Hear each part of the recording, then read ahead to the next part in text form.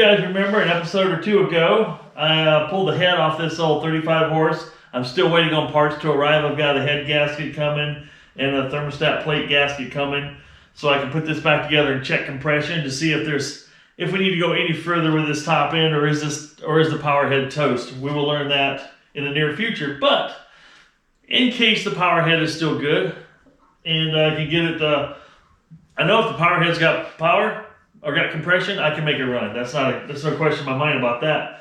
The question is going to be, how good's the lower end now? So in this episode, we're going to go ahead and work on pulling the gearbox off. We're going to go down here, we're going to change the oil, see what the oil looks like, and then we're going to pull the water pump out, look what the impeller looks like, and just kind of give an overall look-see at what this bottom end of this gearbox looks like on this 35 horse. And hopefully, and I won't even bother putting it back together yet until I know I have compression. So without further ado, let's pull that gearbox off.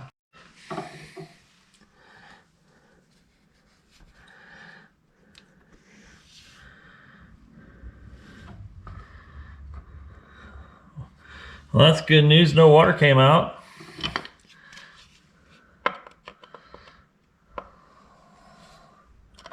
I'll pull this top plug out now so it drains a little faster.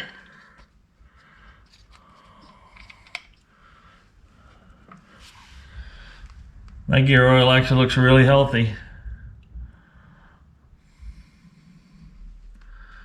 That's pretty darn good. We'll let that finish draining, and then we'll pull this gearbox off.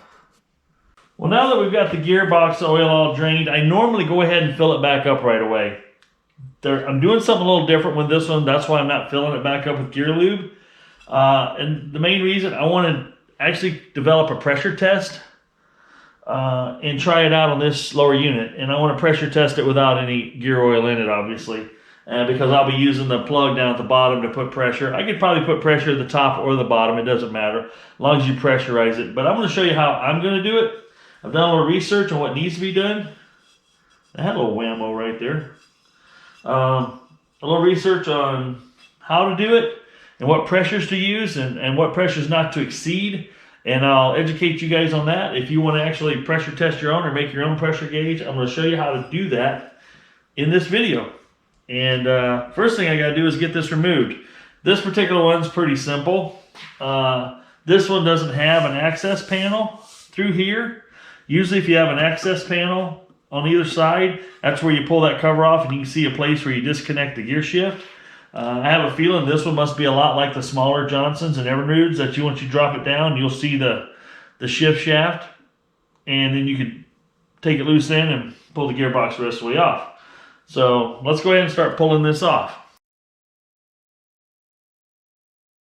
Now these bottom four, there's two over here and two on the other side, require a 7/16 socket, as well as, that's a 1/2 inch there. I think I'm going to go ahead, I've never pulled one of these apart before, but I think I'm going to go ahead and pull these four out. I'll leave this one to last. Because it would appear I could back that out quite a ways and drop things down and kind of get a little peek inside, see what's going on.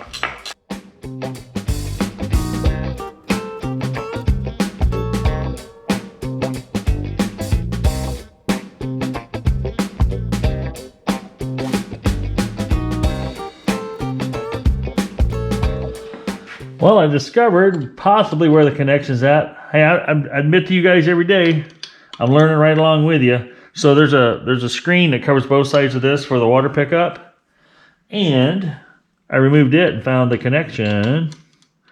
And I think we'll see here if I just break these loose.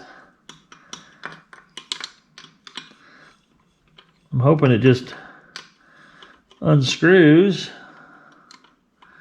and lets it come apart.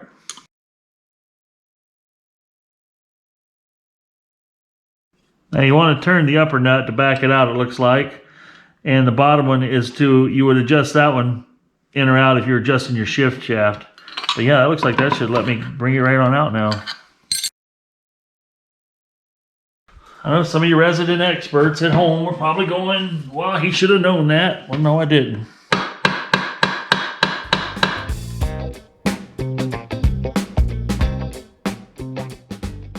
There's a little split keeper right down on this shaft. Keeps this nut on. Now it lets it slip past it. Now she should slide all the way out without stopping. Maybe, maybe not. We shall see. There we go. We are free. Now I've been needing to do this for a little while. I've normally been working on these lower units and just putting a couple blocks of wood between the vice jaws and clamping it so I don't do any damage to the skeg on the lower unit. And I've been seeing other people do better than that, and I can't disagree. I had a couple of pieces of leftover 2x4. Always hang on to your scrap wood. You never know what you might need it for. Scrap piece of 2x4 here that I rip cut in half, put on either side of a 2x. I can hold onto the vise with my vise now real sturdily with this onto this piece that's hanging out the bottom. I'm going to put some wood screws in here, but look at this. Would you look at this? Just look at it. Just look at it. I'll be able to slide that in there just like that. And no fear of it falling or going anywhere. And if I need to rotate the prop, all I gotta do is slide it out a little bit and I can rotate the prop, slide it back in. But that's a 35 horse lower unit. And here's a little 9.9 Mercury. Boop. Look at that. Would you look at that? Would you just look at it? Just look at that. Would you look at that? Just look at it. Anyway, that's going to be a handy dandy little tool. I'm going to go ahead and finish putting some wood screws in here. I'm going to pilot drill it a little bit, and I'm going to put some nice long 3-inch wood screws in from both sides, and that'll be locked in for life. Let's do that now.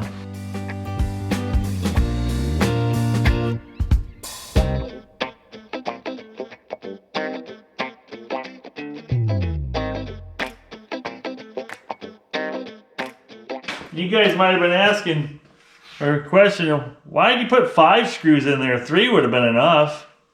Because if it ain't overkill, it ain't right.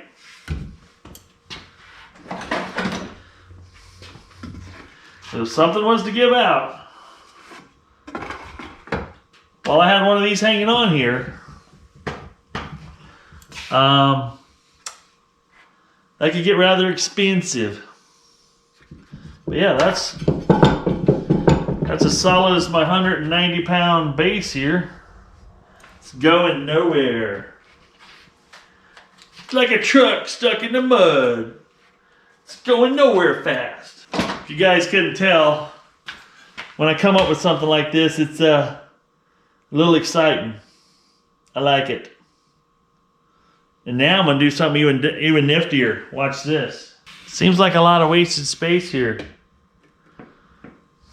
What could I do with that space that would be useful and helpful and all that kinds of fun stuff, huh? What could I do? Well, why wouldn't I put a tray here?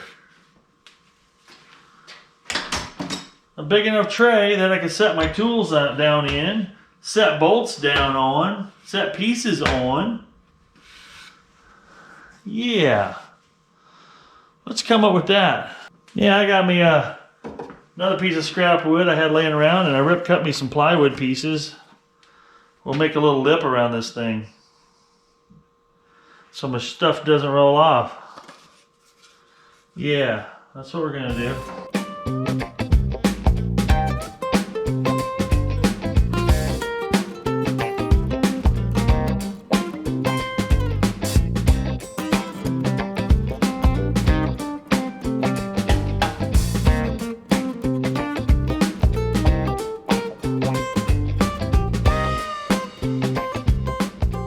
Well, there you have it, boys and girls. We got a little tray built there, stuck on there. Sprayed a little clear coat on it to kind of help seal it, so that oil and grease and stuff is easier to wipe off of it and doesn't mess it up, make it look real awful real fast. But now, I got a super duper way. Look at that. I can just set these in here. They're secure, they're not going anywhere. I can work on them. And let's go ahead and pull this one apart.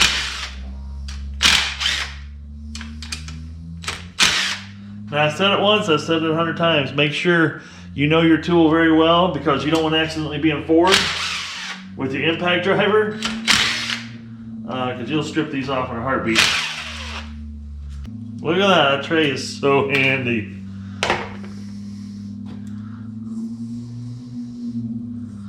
Let's see what we got here. Got some nice plastic impeller housing.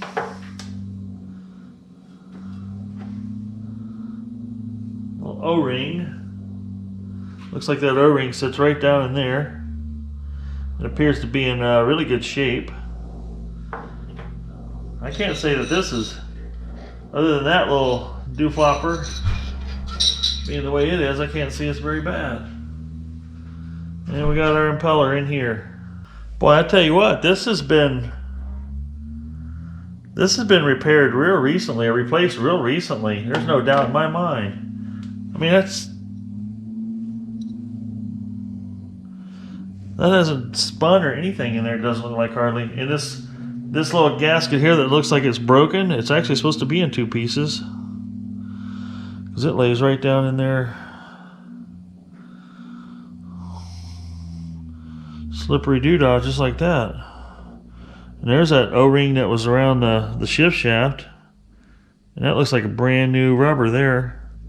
And this rubber here, that's brand new. This all looks brand new. So that is in great shape. That's a different looking key. That's the first time I've seen a key like that.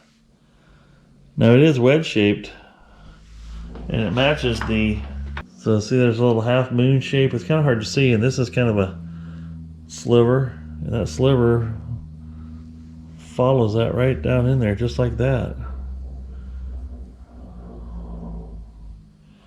Isn't that cool? That's a different one. I haven't seen one like that. Start messing with the big boys. This ain't a big boy motor, but it's bigger than the ones I've been messing with. Yeah, that gasket's real new. Huh. What do you know? That'll be the first time I haven't bought a water pump for an outboard to date. And reason I wanted to get that off, is I want to be able to see that seal.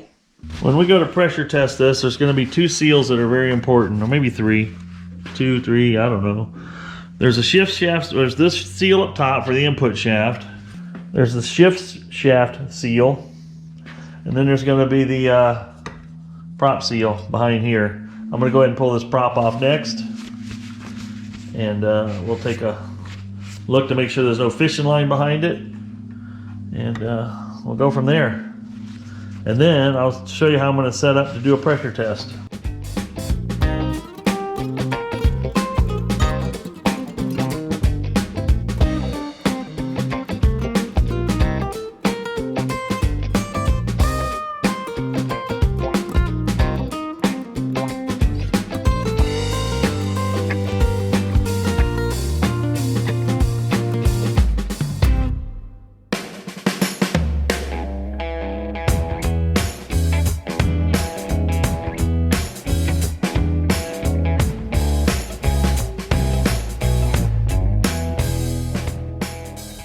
Well, guys and gals, as far as putting a motor back together, you saw how disgusting this thing was? This was absolutely deplorable. That might have been on my word of the day calendar thing or something. I don't know what that means, deplorable. I think it means not good. Anyway, this thing was absolutely nasty, guys. Oh, man. Look at it now. And I just did that sitting right here in my chair, in my shop, with I ain't kidding you, I had no nothing in this bucket of water but water. It was just a water and sponge, and I got a toothbrush. That's all I had. And you might have saw the bottle, maybe you saw the bottle of cleaner I was using, but I'm not going to share it with you just yet, because I think I got to try it a couple more places before I'm sold on it. Now, this part didn't clean up as nice as the rest of it. This was a spacer because if you remember right, in part 1 of the original Johnson 99 with a big secret video series, This was I added a extension on this to turn it into a long shaft versus a short shaft. But man, I mean, this thing is like dry and clean, and you guys, if you've ever cleaned marine grease that gets up in here, because usually the marine grease is water resistant and all that kind of fun stuff, and it is absolutely nasty to try to wash off. Typically what I've had to use in the past is I'll grab a paper towel or a rag, put some of my harsh petroleum chemical solvent on that rag and rub it all down, and you break it all up and then wipe it all off, and you got a chemical smell, you got chemicals on your hands you don't want on your hands, and you've got chemicals that it's just, I'm impressed with this stuff. Now I've got a cleaner I've used for years to clean stuff, and I swore by it, but I ain't kidding you. This stuff I'm using right here just impressed the living crap out of me.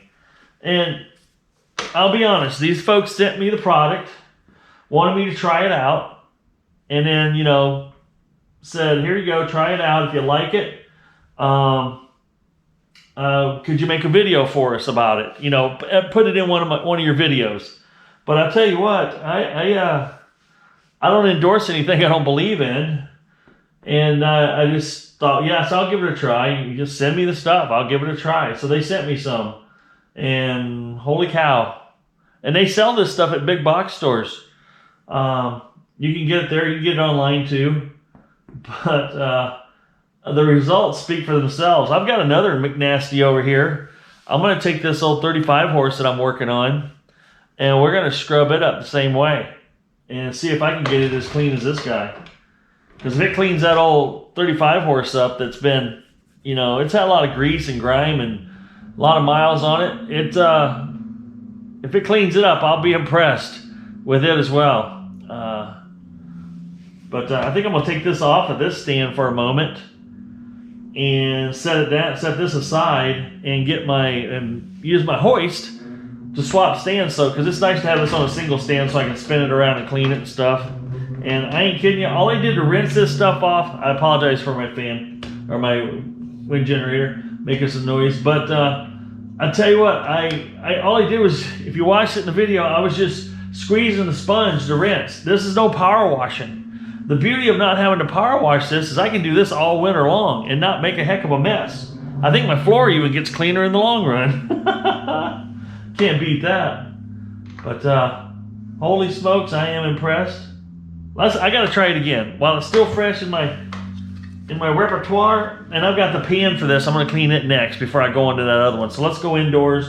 And all I'm using is cold water, ice cold water, straight out of the spigot. No hot water here. And it just, when I used the toothbrush to kind of brush it around, and the foaming action it has is nice because it clings to the surface. You can swish it around. It just sits there and eats and lifts that dirt and takes away its stickiness, especially when you're talking marine grease, for goodness sakes. Marine grease and two-stroke oil and everything else, and it just ate its lunch. Ate its freaking lunch. And the only reason I'm sounding excited, and it's not because they sent me a couple bottles of this stuff, it's because it flipping works. And I'm sold. I'm sold now. Why wouldn't I use it going forward? I'd be stupid to go back to my other stuff. Now you guys have seen me use a lot of stuff to clean, you know, carburetor cleaner or brake cleaner and stuff like that. Some of that stuff I need a good, clean, oil-free surface, but not always. But for this application, when you're cleaning up an outboard, the lower unit or anything on it, this is a nice way to go. I ain't joking. I ain't joking one bit. I mean, this thing's never. I think the last time it was this clean is when it was bought new. Oh well. Let's move on to the pan and see if I can get that pan clean. All right, we got the outboard pan. We're gonna I like this nozzle too. The nozzle it does a little aeration thing. Kind of turns it into foam when you spray it. So it cleans a little bit better.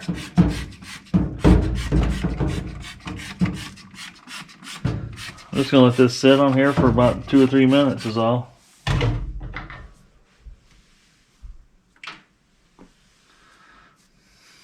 Nah, why wait? Look at it, it's already, it just lifts that dirt.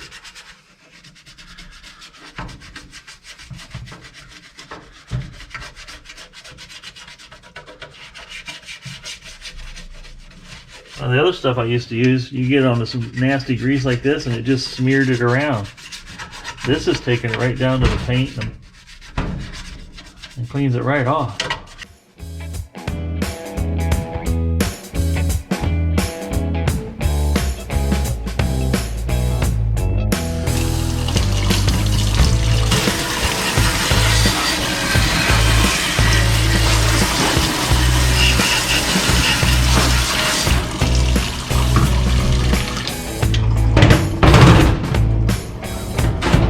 I like it.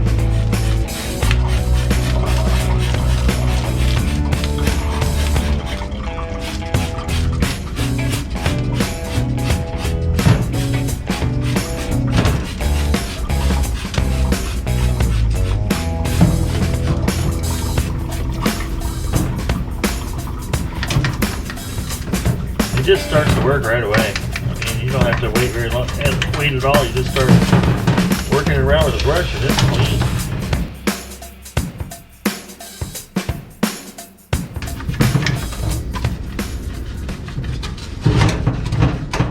No way. Now guys, back here, this area here, this is the Indian head gasket shellac. You guys know how nasty gasket shellac is. I was figuring it was going to clean everything except that. I was going to go ahead and say, guys, it ain't going to clean that because of whatever. Look at that. Unbelievable. It removed gasket shellac. I cannot believe that. And it's got a nice pleasant smell. Wow. It lifted gasket shellac. No way. Now the other stuff I used to use, no way it would ever do that. No way in the world.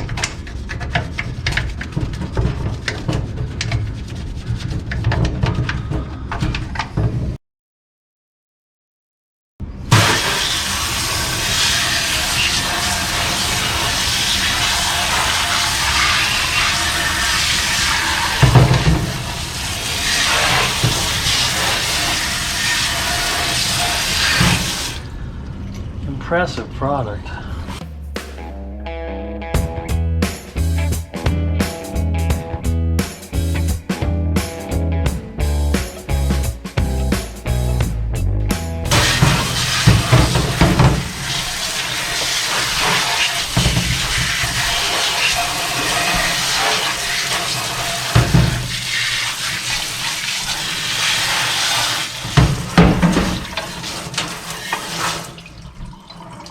I'll move this one over to a single stand just so I can clean it. That stuff I'm using cleaned that so well. I got to try it again.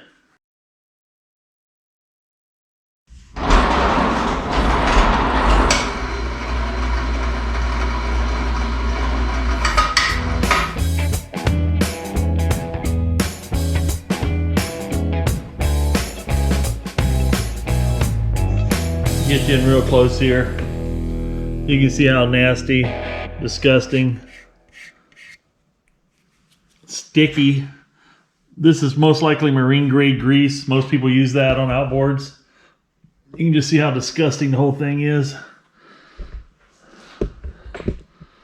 Now, I don't expect this to become bright white, but I am expecting it to take all the grunge off. So let's see how it works.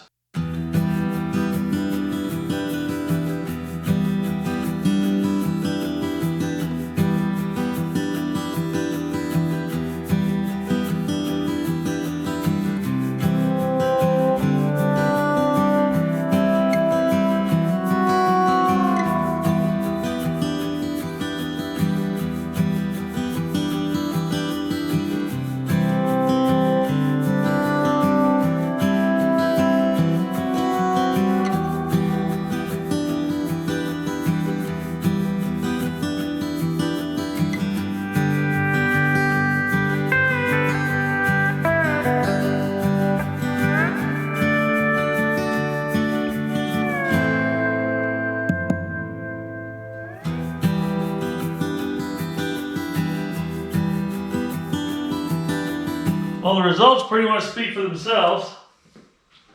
So I'll now share with you what I was using. This is some Super Clean and some Super Clean foaming. They both seem to work equally well. Equally. English language is tough, but they both seem to work equally well.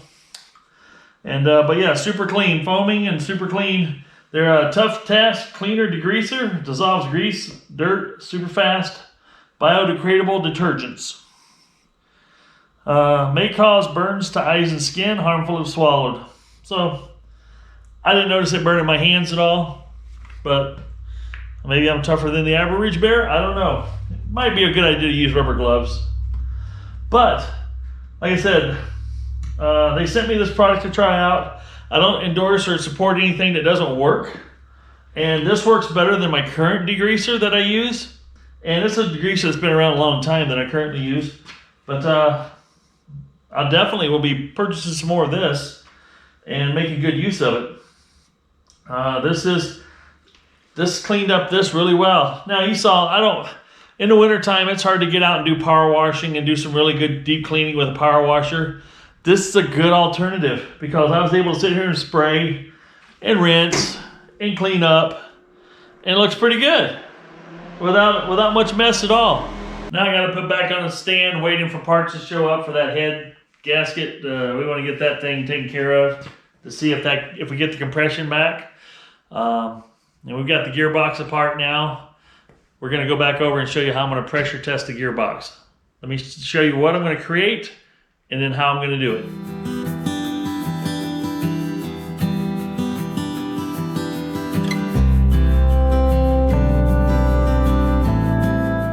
All right, we got the prop off. Luckily it wasn't stuck on there. There was absolutely no grease on this prop, and you can see there's a little bit of rust on here. Just a light film, nothing too worried about.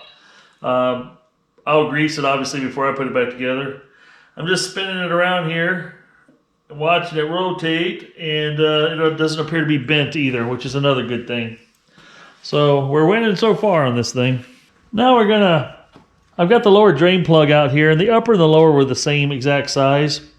I'm gonna see if I can find a bolt that'll match this thread. And if you guys have watched my video called Threaducation, play on words, because that's what I do, you'll see that this is about 3/8, it's 0.370, 0.3695, in diameter, which 3/8 is a major diameter, and that also looks like a coarse thread. So I'm thinking it's a 3/8/16. So I'm going to grab me a 3/8/16 bolt and see if it'll thread in there. So there's a 3/8/16 bolt. Let's see if it threads up in there.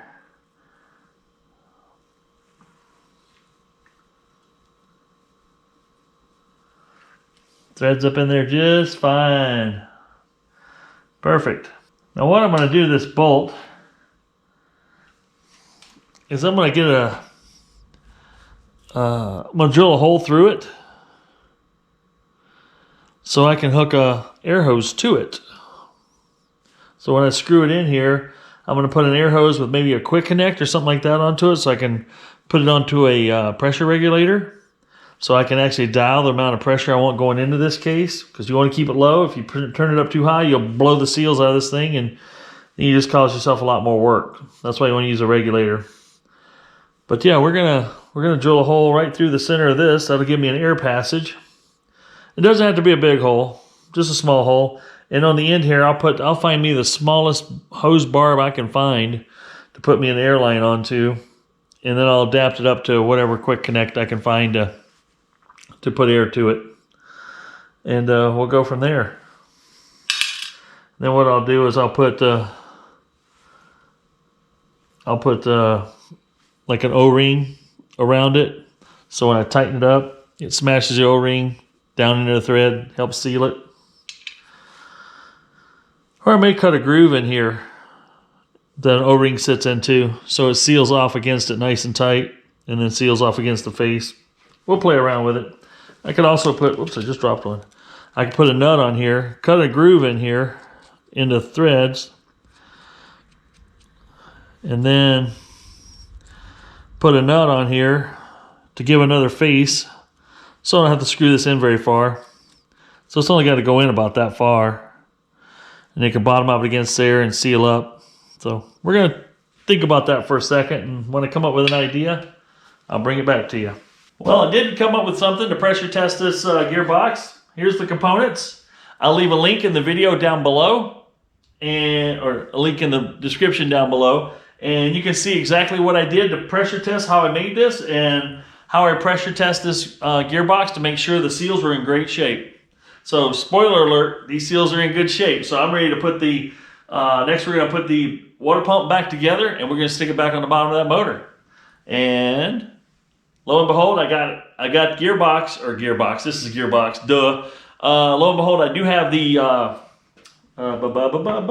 head gaskets for that Johnson 35 that we're working on, and we're going to put that back on there, and we're going to see if it's got compression. If it's got some good compression, I'm talking, let's get it up above 100 pounds hopefully, or better. If it's got compression, I might just drop in the tank and see if it'll run. That'll be fun. That was rhymed. That rhymed. I'm a poet and I didn't even realize I was one. You were waiting for that one, weren't you? All right, let's stick this back on the bottom, or stick it back together, and we'll stick it on the bottom, and we'll work on the power head for a little bit. Now that the pressure testing is complete, let's go ahead and put this back together. We will put our plate back down first, and then we need to replace put our impeller cup back on. Now in here, now I put the O-ring back in here. This still had grease in it. This has been apart recently, and the grease was still there. You see there's two little bend down tabs here. Let's see, make sure I'm in the shot here. Yeah, two bent down tabs. There's two little notches there that those sit into. That holds the cup. That's your wear out item there. And then we have the impeller with this funny little plastic key. Now I'm going to go ahead, these were already bent one direction. This is also designed to only go on in one direction, which would be, I presume, this way, because it's going to rotate clockwise looking from the top down. Now in this case, I should be able to put this key in. Let's see here. The little bump in that direction. We're going to put a little dab of grease on it to hold it in place for me. One of the comments I had in a video was a guy that asked me, what kind of marine grease do you use? And honestly, I got to find some more of this because I really like this one. But it's in a blue container is all I can tell you, because I keep trimming it down and it's blue. So I know that's not much help at all, but it's all I got to go on. I'm actually going to take a picture of this container and see if I can match it up at the store. Next time I go to the grease store.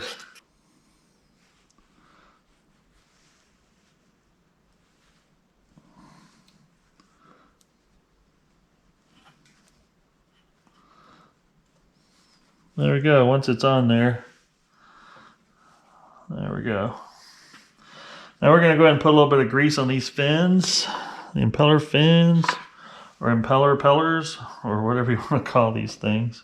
And then the easy part, getting it back down in here. And you see there's an O-ring in here. That's where the shift shaft goes through. Oops.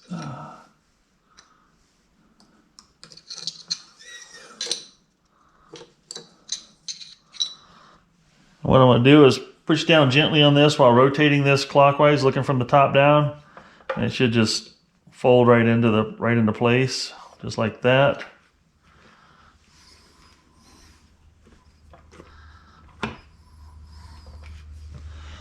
And then we can reinstall our bolts.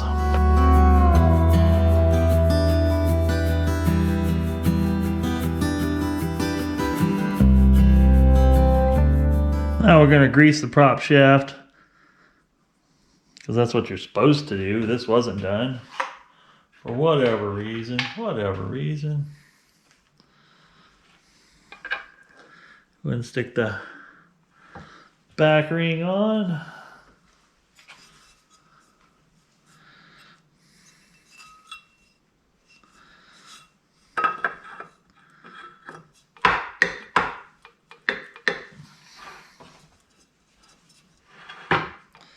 Prop on. Spacer.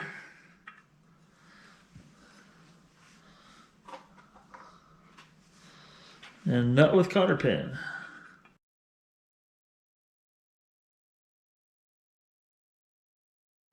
Now that we have the gearbox completely serviced, let's reinstall.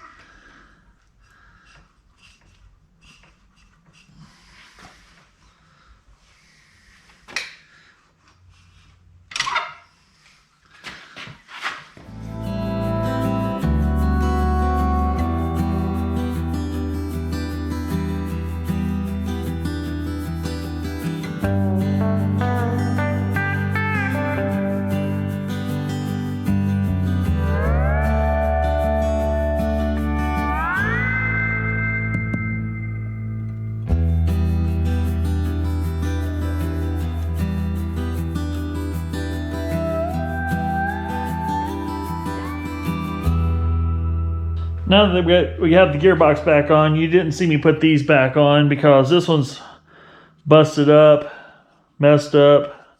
This one's starting to get busted up. I think it's time to order new ones of these and put new ones in. Because you don't want bigger chunks than are allowed to get in there, bigger than water. And to get up in there and start plugging up your power head. And then it can overheat. So we're going to go ahead and just loosely put this back together and go order some parts for this piece. Once I find out the compression's good, then I'll order these. Well, folks, I didn't get as far as I wanted to get on this in this video. We covered a lot of ground. I know we spent a little bit of time cleaning up stuff, but you know, part of the whole process is cleaning, and having a good cleaner is so important. To start off with a clean motor and work on it from there is so much nicer than trying to work around all the grease and grime and everything in between. But the good news is I do have some parts. I've got a head gasket, I've got a thermostat and a thermostat gasket, so we can get this power head put back together and see if we got compression. If we got compression, full speed ahead to making it run. The only thing I got left to check then is the spark on it. I haven't even checked the spark yet, but you can buy all the components to make it spark. That's not a big deal. Compression is the main thing. Yes, I did spend quite a bit of time on the gearbox, but the gearbox is worth money by itself if I decide to park this thing out because of no other value. Wow, that thing's blowing. It's crazy outside, folks. The wind is blowing like nuts out there. And I'm glad I'm in here where it's warm. It's 66 degrees in the shop. It's perfect.